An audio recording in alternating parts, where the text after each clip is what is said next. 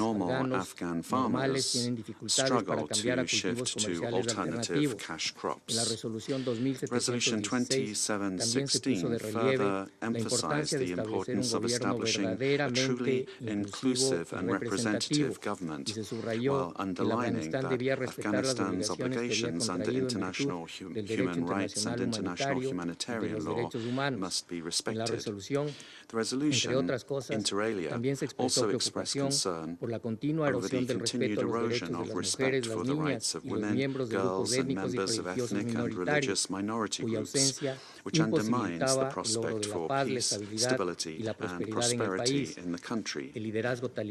Taliban leadership remains overwhelmingly Pashtun-centric, with at least 61 sanctioned individuals holding positions in the so-called interim government as a way of distributing power within the Taliban factions, as well as rewarding cadres. Moreover, restrictions on Afghan women working for the UN and NGOs remain in place, while a new Taliban edict further restricting their enjoyment of the right to freedom of movement and their ability to participate in public life. Efforts to expand pragmatic engagement with the Taliban have continued, particularly by regional states on matters of common interest. The Doha meetings are envisaged as part of a process to achieve the goal of an Afghanistan at peace with itself and its neighbors, fully integrated into the international community and meeting its international obligations.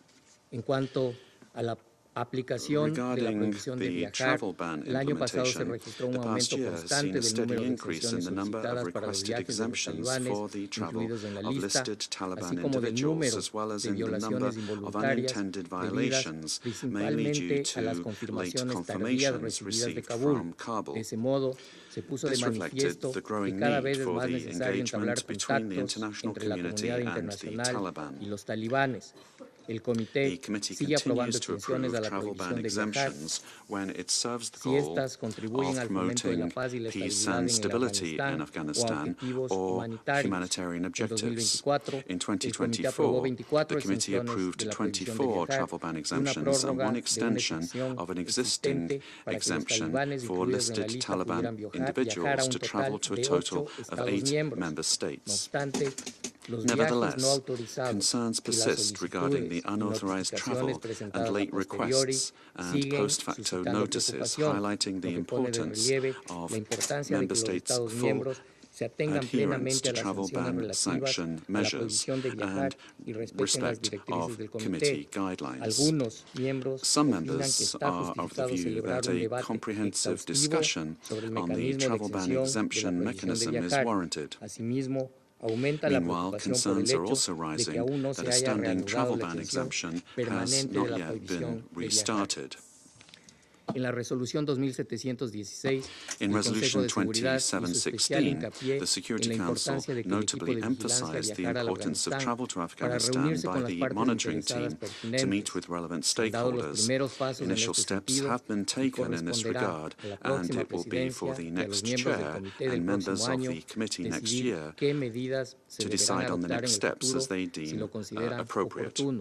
Excellencies, the monitoring team's 15th annual report encouraged member states to attach copies of passport, photograph, financial details, and other relevant documentation where possible to exemption requests to enable appropriate amendments to the 1988 sanctions list. Accurate biometric identifiers and travel documents remain essential for updating UN Interpol special notices for enforcement of the sanctions measures by member states. I reiterate this recommendation to member states who are requesting exemptions to the travel ban.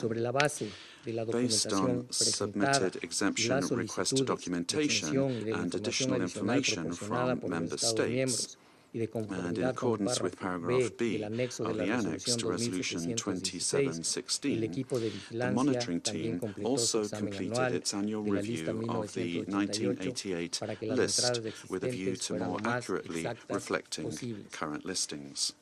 Quisiera poner de relieve I would la like to importancia de que emphasize los the Estados importance miembros of member states' colaboren y compartan cooperation información and con el equipo de information vigilancia. sharing with the En monitoring team, particular, particularly dado que como in light of consecuencia de la the situación imperante en team's Afganistán, el equipo depende de reliance fuentes de on información external externas. information sources due to the Insto a situation todos los in Estados Afghanistan. miembros, I urge all incluidos members, sus including their servicios de intelligence inteligencia y and de security seguridad, a services, que respeten lo to dispuesto en los uphold the anexos de las annexes to resoluciones resolutions 2255 y 2716, 2255 celebren and consultas 716, confidenciales con el equipo de that they vigilancia consult with the y monitoring team refuercen la confidentially aplicación and de las strengthen the sanciones. implementation of sanctions measures.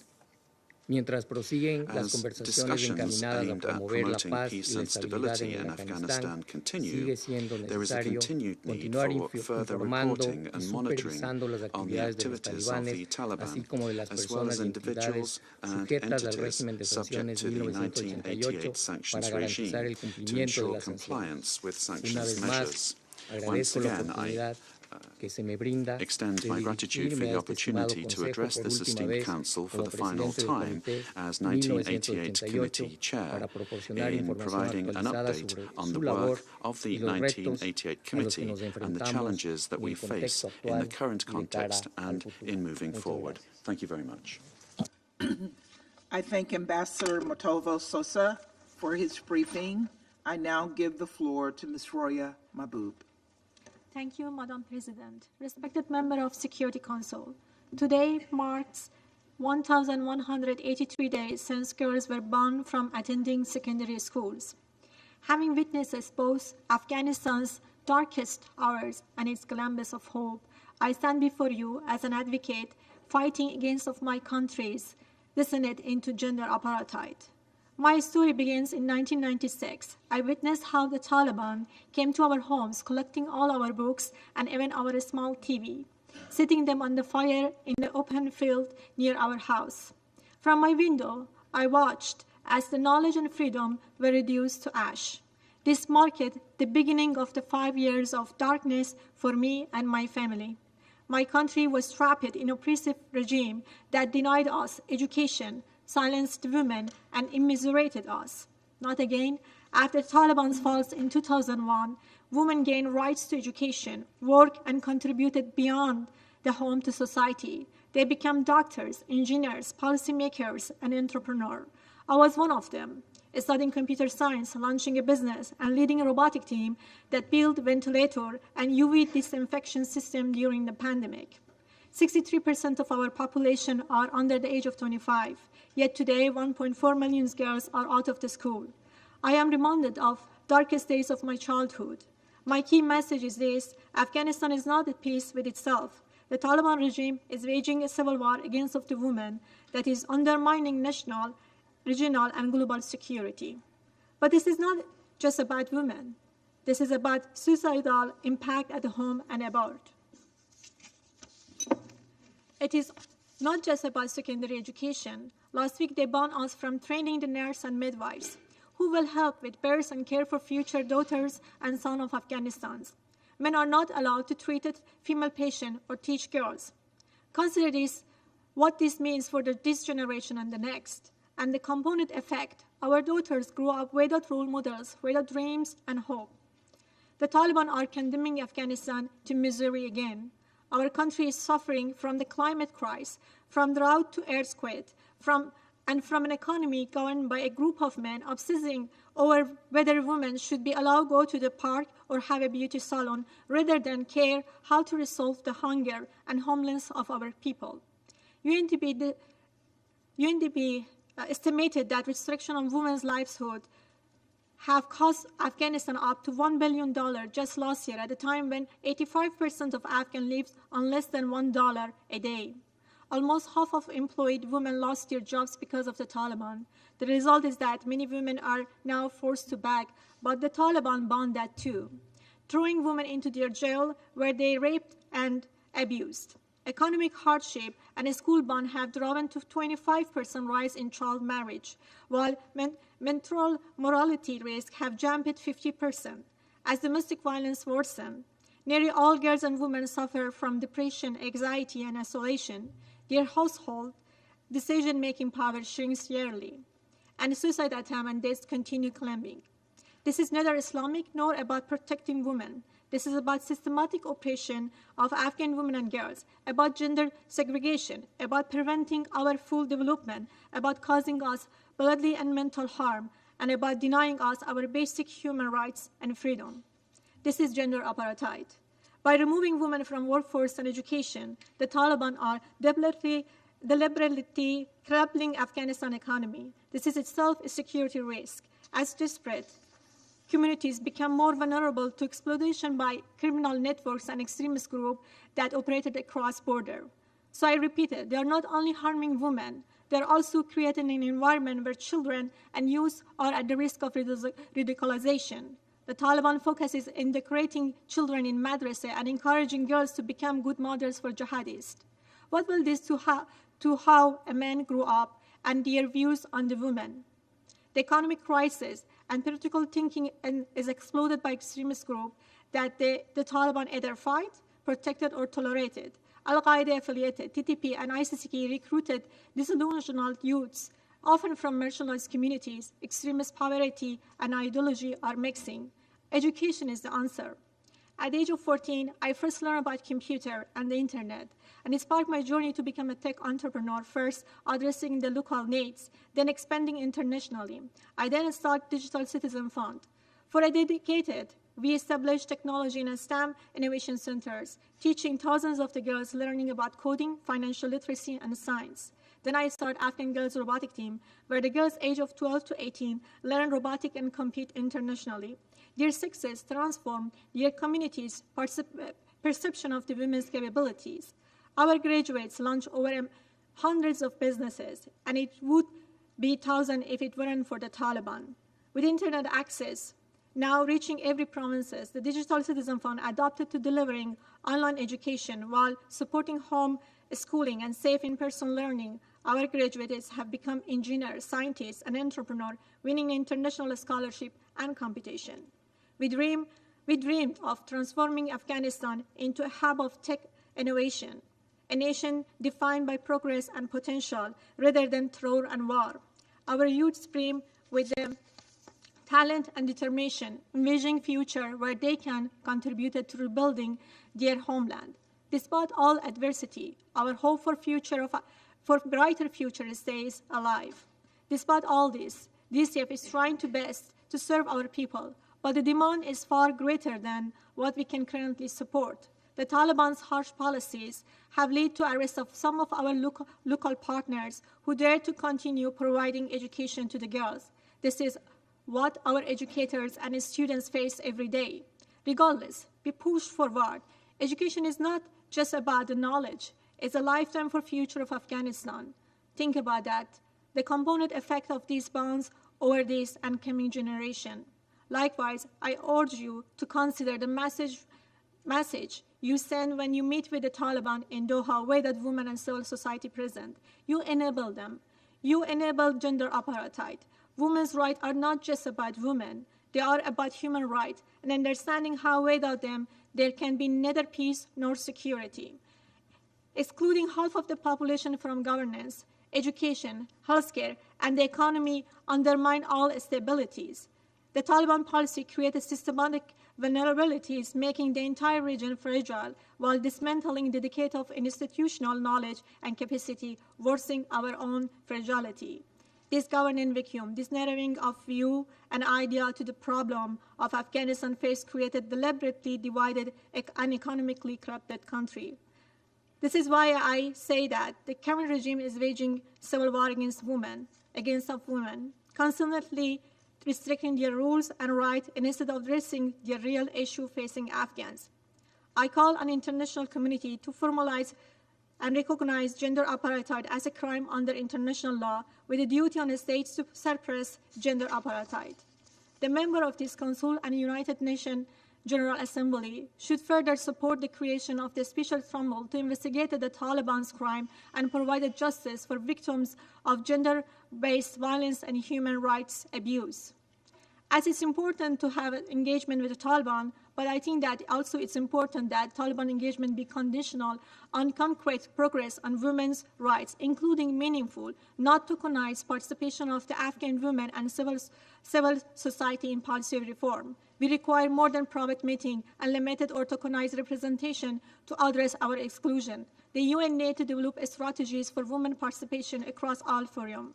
Support education initiative and invest in Women's Lead Initiative, invest in underground and remote education, provide international scholarships, e-learning platform, and women-led businesses, providing flexible and predictable funding to sustain grassroots effort, which is critical to Afghan women's education and livelihoods. If you care about the impact on our mental health, do your part to change the environment we suffer in. Respected members of the Security Council, we Afghan women are not just a victim. We remain leaders and contributors. But this isn't our battle alone. The world united against racial apartheid. Today, I ask you to stand with Afghan women and girls and united against gender apartheid. Thank you. I thank Ms. Mahbub for her briefing. I now give the floor to those council members who wish to make statements. I give the floor to the representative of Japan. Thank you, Madam President. I would like to thank Special Representative Utumbaiba and U.S. Chief Fletcher for their updates. I also thank Ms. Roya Mahbub for her sharing her experience and views on the difficult conditions as well as prospects for the Afghans, especially women and girls. My appreciation also goes to Ambassador Montalvo Sosa of Ecuador.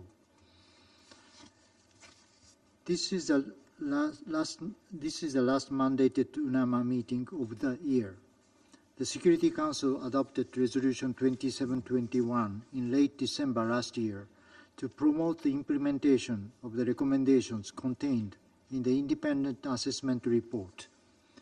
Since then, 2 special envoys meetings were convened by the United Nations in Doha in order to discuss how the international community should address the many challenges faced by Afghanistan. The latter meeting was attended by Taliban officials and was recently followed up by a technical working group, both of which we believe were useful to build confidence among the relevant parties. However, I regret to say that this constructive atmosphere was undermined by new restrictions on women and girls.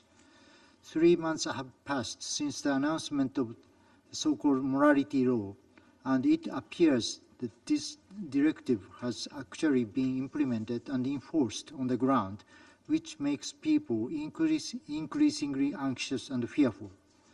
The recent SG report also mentioned this law has impacted aid delivery by constraining the activities of Afghan women. Furthermore, we are deeply concerned about the reported new edict banning women and girls from receiving education at medical institutions. If implemented, this directive would not only further restrict women's and girls' rights to education and access to health care, but would also have a negative impact on Afghanistan's social and health system, as well as its development. We call on the Taliban not to put this directive in place. As I stated in the previous meeting, these restrictions are not only about human rights. They undermine efforts to tackle the country's wide-ranging challenges, including international engagement and Taliban's own initiatives. That is why Japan will continue to strongly urge the Taliban to reverse all policies and practices that restrict the enjoyment by women and girls of their human rights and fundamental freedoms. I also would like to reiterate the need to ensure the full, equal, meaningful, and safe participation of women and girls in Afghanistan, as called for Resolution 2681. Madam President, the international community should not cease its engagement and support the people of Afghanistan. In addition to severe human rights restrictions, they are enduring a dire humanitarian situation, a fragile economy, widespread poverty, and the effects of climate change. All the while, another harsh winter approaches. On our part, Japan decided in October to provide more than $7 million in support through UN Habitat for approximately 160,000 vulnerable people in Kabul and Herat provinces. As I repeatedly mentioned in this chamber, these problems cannot be solved by Afghanistan or its neighboring countries alone. The international community must remain involved for the sake of Afghan people. In this context, United Nations Doha format is the only platform we currently have to address the challenges of Afghanistan as the international community as a whole. Therefore, the UN, particularly UNAMA, continues to play an important role and remain fully supportive. And we remain fully supportive. Madam President, Japan will soon leave the Security Council and its role as a pen holder, but we will remain actively involved next year and beyond, including by supporting the full implementation Resolution 2721 in cooperation with relevant countries and UN organizations. Listening to the voices of Afghan people, we continue to strive for our common goal, an Afghanistan at peace with itself and its neighbors, fully integrated into the international community and meeting its international obligations. I thank you. I thank the representative of Japan for their statement. I give the floor to the representative of Guyana.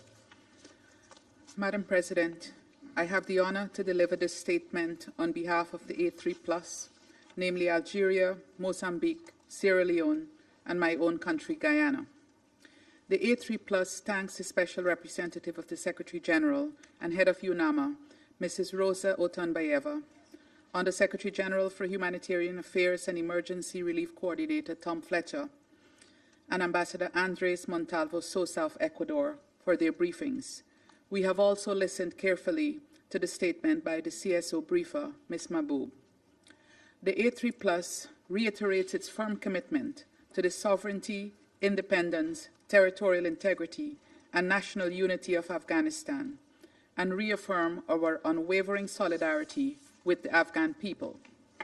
As Afghanistan grapples with a myriad of challenges, including a fragile economy, poverty, security concerns, the effects of climate change, and severe human rights restrictions, the situation of women and girls has deteriorated at an alarming rate, demanding immediate attention. Women and girls in Afghanistan are bearing the brunt of the Taliban's multiple decrees, as well as the recently promulgated law on the propagation of virtue and the prevention of vice, which restricts their education, employment, freedom of movement, and silences their very voices. We are concerned by the Secretary General's report that the Taliban Ministry for the Propagation of Virtue and the Prevention of Vice has intensified its efforts to ensure compliance with and full enforcement of this law, including through increased deployment of its inspectors. We emphasize that the law is contrary to Afghanistan's international obligations and strongly urge the Taliban to reverse it. We call upon the Taliban to comply with Afghanistan's international obligations for the well-being of the Afghan people and Afghan women and girls in particular. We are also alarmed at the Taliban's leaders' ban on public criticism of Taliban policies and practices and the limitations on media freedom. The continued implementation of judicial corporal punishment, including for women, is unacceptable. Madam President, it has been more than 3 years since the denial of education for girls beyond grade 6, and 2 years since women were banned from university with no indication of change. Now, women are also not allowed to pursue medical education and training. The A3+ reiterates its urgent call for the Taliban to reopen all schools and universities to ensure that women and girls have access to all levels of education and to swiftly reverse all laws, policies, and practices that discriminate against women and girls, infringe their human rights and fundamental freedoms, and limit their full, equal, meaningful, and safe participation in all spheres of life. The severe restrictions placed on them are not only infringing upon their rights and freedoms, but stymieing the development of Afghanistan. Madam President, the security situation in Afghanistan remains of great concern, with an alarming 39.6% increase in security-related incident reports compared to the same period in 2023. We note with appreciation UNAMA's convening on 28 November 2024 the inaugural meeting of the Working Group on Counter-Narcotics as a follow-up to the third meeting of special envoys held in Doha. We believe that this will further contribute to combating opium poppy cultivation and illicit trafficking of drugs. We call on the Taliban to sustain efforts to ensure the safety of Afghan citizens and combat terrorism, and urge countries in the region to intensify joint efforts to stabilize the security situation in Afghanistan to ensure peace dividends for the entire region. The A3+ also remains gravely concerned that unexploded ordnances continue to result in civilian casualties, particularly children. We reiterate our call for all parties to take measures to ensure explosive ordnance clearance and explosive ordnance risk education. Madam President, the humanitarian situation in Afghanistan remains dire for an estimated 23.7 million people, compounded by the growing number of returnees. We note that despite some improvements attributed to agricultural production, an estimated 12.4 million people are still acutely food insecure, and that the 2024 Humanitarian Needs and Response Plan is only 37.7% funded. We commend international donors for providing critical support and encourage scaling up of contributions. We are concerned about the report of a dire public health situation, including tens of thousands of measles, malaria, and conflict-induced trauma cases. Madam President, engagement between the international community and Afghanistan and regional engagement is crucial to its development, economic growth, durable peace, and stability.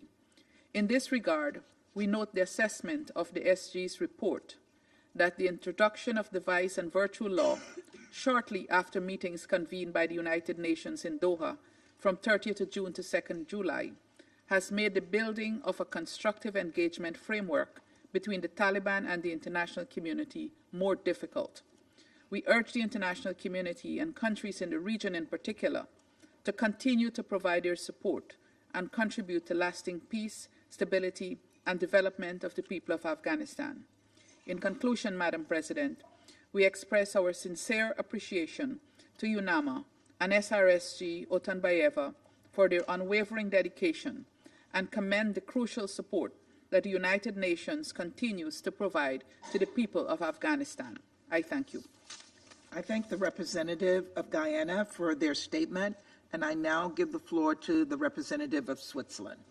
Merci, Madame la Présidente. Thank you, Madam President. I would also like to thank Special Representative Otunbayeva, the Undersecretary General for Humanitarian Affairs and Emergency Relief Coordinator, Mr. Tom Fletcher, and the Chair of the 1988 Committee for their presentations, as well as Madame Mahboub for her courageous words. The